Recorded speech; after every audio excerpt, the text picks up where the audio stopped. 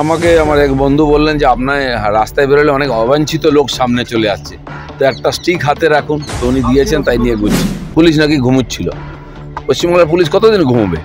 ঘুমিয়ে তো ওর 12 বছর কেটে গেল, এবার জাগো একটু। ড্রিম সিকোয়েন্স দিলীপ ঘোষের আয়ারল্যান্ড ড্রিম সিকোয়েন্স। ঘুম থেকে উঠে মর্নিং ওয়াকের সময় আবল তাবল কথা। দেখুন, যাদেরকে বেশি গালাগালি দিত, টিএমসি সমালোচনা করতো, এমন পরিস্থিতি তাদের পায়ে গিয়ে পড়তে হচ্ছে। নির্বাচন কমিশন নাকি বিজেপির দালাল, তো সকাল বিকাল নির্বাচন কমিশনে। রাজ্যপালের বাড়িটা নাকি বিজেপির অফিস, তো সকাল বিকাল রাজ্যপালের কাছে। কি এমন পরিস্থিতি হয়ে গেল? তো ওয়াক্ত পড়ে বাঁকা তো গাধা কো কহে কাকা। সময় খারাপ হয়েছে আজকে টিএমসির।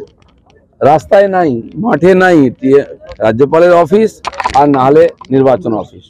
নির্বাচনটা তো পাবলিক ভোট দেবে, পাবলিক ডোমেনে আসুন না, লড়ুন, লোক ঠিক করে দেবে কে ভুল কে ঠিক। বিশ্বাস নেই, জিতে গেল পাবলিক আমাদের জিতিয়েছে। আর যখন পেঁচিয়ে পড়বেন তখন কাকা বাঁচাও, মেসো বাঁচাও, পিছে বাঁচাও, এ কি রাজনীতি? দম নেই কোমরে। আর আপনার স্পোক্সম্যানরা উল্টা পাল্টা ডায়লগ দিচ্ছে, পাবলিকের সাওয়ার দম নেই। ওনার জেলা প্রেসিডেন্ট উত্তর চব্বিশ পরগনা বলে দিয়েছে লোকের কাছে ভোট চাইতে লজ্জা করছে। সেই লজ্জায় মুখ দেখাতে পারছেন না, এখন অফিসে যান। 5 লক্ষ নয়, 500 মহিলা জোগাড় করুন নিয়ে। মহিলাদের সঙ্গে যা করেছেন ওনারা, উনি ভেবেছেন আমি মহিলা যা বলবো তাই হবে। আপনি মহিলা মুখ্যমন্ত্রী হয়ে পশ্চিমবাংলার মহিলাদের যে অসম্মান অত্যাচার করেছেন, ভারতবর্ষের ইতিহাসে কোনো মহিলা বা কোনো মুখ্যমন্ত্রী এটা করেনি। ডকুমেন্ট, টাকা পয়সা, সোনা দানা, তো এগুলো কি তাদের বাড়িতে কেউ রেখে গেছে? পাবলিক দেখছে না কেউ, তাই পাবলিক জানে বলে পাবলিক কাছে যেতে পারছে না। এজেন্সিকে গালাগালি দিয়ে কোনো লাভ নেই। এজেন্সি তার কাজ করছে, আর ঠিক কাজ করছে, এটাই হওয়া উচিত। 1 টাকাও যেন না ছাড়ে। কালকে আমরা চা খেতে গেছি ফুলঝড়েতে, সেখানে গন্ডগোল করছে টিএমসির লোকেরা। এটা পুলিশের দায়িত্ব নয়? আমি বসে রাস্তায় চা খেতে পারবো না, লোকের সঙ্গে কথা বলতে পারবো না, সেখানে গন্ডগোল করবে কেউ? পুলিশ নাকি ঘুমুচ্ছিল। পশ্চিমবঙ্গের পুলিশ কতদিন ঘুমোবে? ঘুমিয়ে তো ওর 12 বছর কেটে গেল, এবার জাগো একটু। না, আমাকে আমার এক বন্ধু বললেন যে আপনার রাস্তায় বেরোলে অনেক অবাঞ্ছিত লোক সামনে চলে আসছে, তো একটা স্টিক হাতে রাখুন। তো উনি দিয়েছেন, তাই নিয়ে ঘুরছি। অভিজ্ঞতা অনেক জায়গায় হয়েছে, কিন্তু আমি খালি হাতেই ঘুরি। তো ওনার ইচ্ছা যে আমি স্টিকটা যেন নিয়ে ঘুরি, তো এটা দেখি ওখানে একটা কাজ হয়। আইনকে আমরা মানি, আইনকে হাতে তুলে নিই না।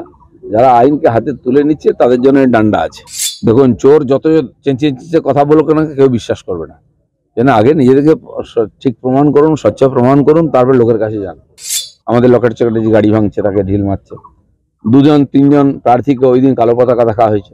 এখন প্যান্ডেল ভেঙে দিচ্ছে, আমাদের ঝান্ডা ছেড়ে দিচ্ছে, দেওয়াল লিখন মুছে দিচ্ছে। আরে এইভাবে কি রাজনীতি হয় নাকি গণতান্ত্রিক ভাবে? আপনি সরকারে আছেন বলে গায়ে জোর করবেন, গুন্ডা নিয়ে রাজনীতি করবেন। এর জবাব বিজেপি দিয়েছে বলে আজকে এখানে দাঁড়িয়েছে বিজেপি। তো আগামী দিনেও এদের এই প্রত্যেকটি কাজের আমরা জবাব দেবো, এবং সাধারণ মানুষের যে ইচ্ছা সেটাকে যাতে প্রতিফলিত হয় তার চেষ্টা করবো। জিতেন্দ্র তিওয়ারিও চ্যালেঞ্জ করেছেন, প্রমাণ দাও, নাহলে আমি কোর্টে যাব। সেরকম প্রমাণ থাকলে আপনি সুপ্রিম কোর্টে যান, ইলেকশন কমিশন প্রমাণ দিয়ে আসুন। ছবি তুলতে যাচ্ছেন, দিকে ওখানে গন্ডগোল করে অ্যারেস্ট হচ্ছেন, দিয়ে খবর করছেন, এ চলতে পারে না বেশি দিন। ইলেকশন ভোটিং এর টাইম এসে গেলে এখনো আপনার ময়দানে নামলেন না, রাজপথে ঘুরে বেড়াচ্ছেন, অফিসে যাচ্ছেন।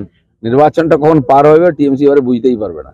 মতোয়া সমাজকে রাজনীতির মধ্যে টেনে নিয়ে আসা, ঝগড়ার মধ্যে টেনে নিয়ে আসা, ঠাকুর বাড়িকে রাজনীতির প্রাঙ্গণ বানিয়ে দেওয়া, এটা মমতা ব্যানার্জি করেছেন।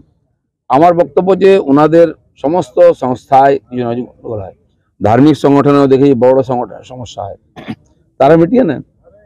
তাদের কমিটি আছে, তাদের ফলোয়ার্স আছেন, ভক্ত আছেন, কমিটি, তারা মেটাবেন। সবাই ওখানে হাত পা মারছেন কেন? নতুন জায়গায় গেছেন, ওই সকালবেলা মর্নিং ওয়াক করতে বেরিয়ে 4টি প্রলাপ বকা, রাত্রে দুঃস্বপ্ন দেখেন, আর তার এফেক্ট পড়ে। রাত্রে তো উনি দুঃস্বপ্ন দেখেন, একে নতুন জায়গায় ছেড়ে দেওয়া হয়েছে। ড্রিম সিকোয়েন্স দিলীপ ঘোষের আয়ারল্যান্ড ড্রিম সিকোয়েন্স। ঘুম থেকে উঠে মর্নিং ওয়াকের সময় আবল তাবল কথা।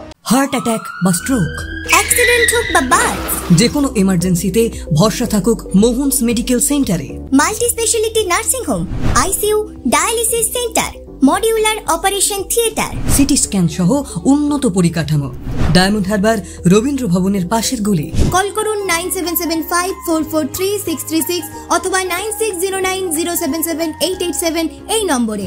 Mohan's medical centre.